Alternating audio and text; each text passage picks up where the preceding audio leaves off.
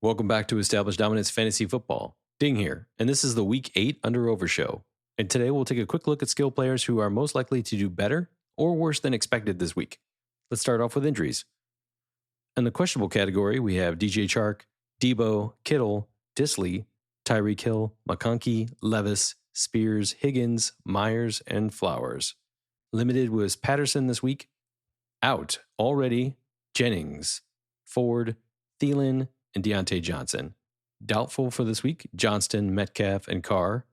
Game time decision, Daniels and Lazard. I still think Mariota is going to play. Let's jump in and start with the underappreciated. Now, this is an interesting week, so think of these plays as a vote of confidence if you're on the fence to start them. At the quarterback position in underappreciated, I have CJ Stroud. Now, he's coming off his worst game ever. He's at home against the Colts, who turn over the ball and create a lot of short field opportunities. Richardson is a train wreck. This should give CJ a couple opportunities at touchdown. Mixon will dominate on the ground, but they need to get CJ back on track. I expect 2 to 3 touchdowns through the air, or at least one on the ground from him. Bo Nix is my second quarterback. He's at home against a reeling Carolina team without their top 2 wide receivers. This sets up as a 3 touchdown opportunity for Nix. I'd say 2 passing and 1 on the ground. And then last, Mayfield.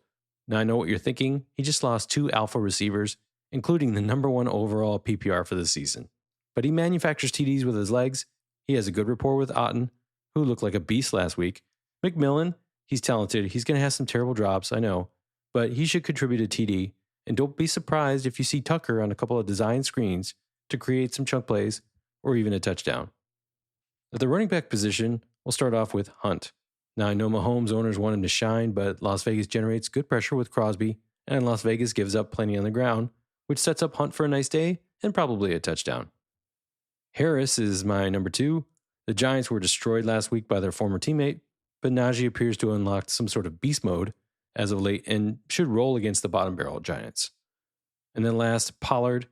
Now, this game obviously sets up as a train wreck for Tennessee after the fire sale they executed this week. But Detroit is susceptible to the run, and Pollard has played well enough, and Tennessee should give him 20-plus touches. So he has the opportunity. Even if they fall behind, I still think he gets carries. I would start him. At the wide receiver position, McMillan. Now, who else is Mayfield going to throw to? I mean, yeah, there's Otten, but at the wide receiver position, Shepard? I don't think so. This profiles as a 10 to 14 target game for McMillan. What does he do with it? Yeah, I can't answer that question. Should be a touchdown possibility, but I mean, I think he has a good day. The second wide receiver is Adams. Now, he's had an extra week of practice with Rodgers. It's a divisional game and a weak opponent, and they need to prove themselves, or at least, to stop being memed into oblivion. Lazard is also questionable, so I think Adams looks good for a touchdown here. My last wide receiver is Pearsall. Again, this is all about opportunity. Kittle and Debo are both questionable. Jennings is out. This could turn into an 8-target opportunity for him, maybe even a touchdown. At the tight end position, we'll start off with Kincaid. Now, Seattle gives up monster games to tight ends, so he should have a really big game. I'm guessing a touchdown, maybe even 2. The second tight end is Cade Otton. Now, he's probably the best pass catcher on the team right now. He's not going to give you another 100-yard game, but maybe 50 yards and a touchdown. Definitely in his wheelhouse this week. And then the last tight end is Ingram. Now, he's caught 15 passes of 15 thrown to him in the last 2 weeks. I'd say he's good for another 5 to 8 catches, maybe a touchdown. Okay, let's go into the overhyped. At quarterback, May. Now, while I could see a rushing touchdown for him in this game, he's not going to escape again without another interception. I mean, yeah, last game was awesome. He didn't turn over the ball. He's going to throw a couple picks against the Jets this week. The second quarterback is Ritter or Minshew, whoever's going to start for Las Vegas. The KC defense is playing really solid right now. This game's going to get chippy, angry. There's going to be fights.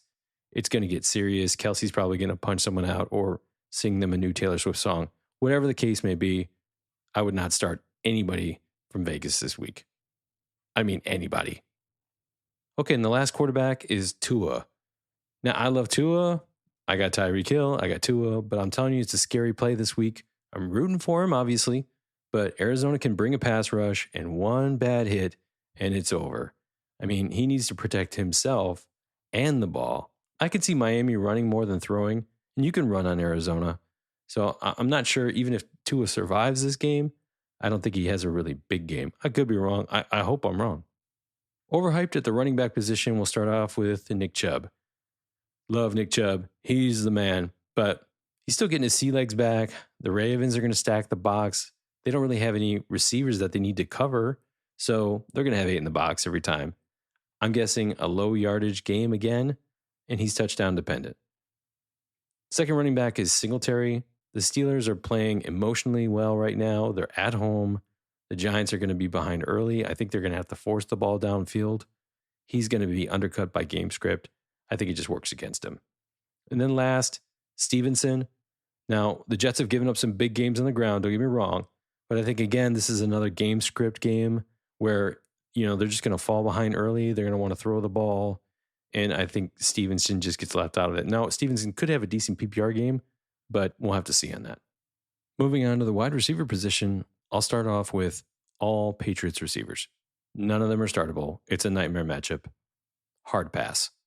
Second wide receiver is Leggett. He's the only wide receiver left essentially in Carolina. But Surtain is back. It's Denver. In Denver, forget about it. Don't even think about starting him. And then last is Olave. Now he's healthy again. He's going to play. But the Chargers defense is legit. And they're going to get to Rattler. And Rattler's going to force bad throws. Their coverage is going to be good. They shut down Harrison last week. I don't think Olave has a really good game here. And at the tight end position, start off with Jonnu Smith. Now, he had a huge game last week. Obviously, different quarterback. Tua hopefully will start slinging the ball again. I think they're going to want to force it downfield. Hill, Waddle, they're going to get their love again. And I think Jonnu Smith takes a back seat. Plus, they're going to run the ball a lot. And then second, Laporta. Look, I'm a Lions fan. He's not getting the looks, okay?